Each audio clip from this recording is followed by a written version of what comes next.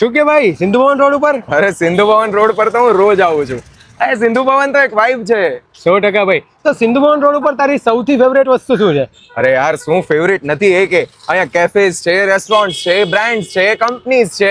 અરે યાર દરેક ફેસ્ટિવલ અને ઇવેન્ટ્સ પણ અહીંયા થાય છે. હમણાં વર્લ્ડ કપ જીત્યા હતા ત્યારે કેવી મજા આવી હતી. અને મારી ફેવરિટ વસ્તુ અહીંયા કાર ડ્રાઇવિંગની શું મજા આવે યાર. કાર ડ્રાઇવિંગની તો મજા આવે, પણ કાર પાર્કિંગનું શું? અરે એ પણ ટેમ્પરરી જ છે ને. કેમ ટેમ્પરરી એટલે? તને નથી ખબર? નહીં.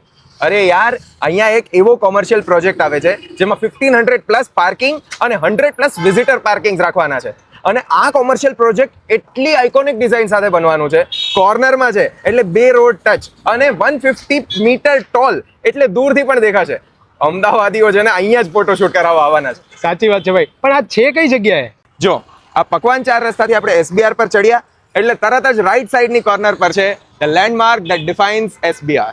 તો ભાઈ અહીંયા ખાલી ઓફિસીસ જ છે એટલે? અરે ના યાર, અહીંયા રિટેલ, હોટેલ, બુટીક ઓફિસીસ બધું જ છે. પ્લસ ઇન બિલ્ડિંગ ક્લબ, એમેનિટીઝ અને ગ્રીન બિલ્ડિંગ ઝોન પણ છે. પ્લસ EDGE સર્ટિફિકેટ તો ખરું જ.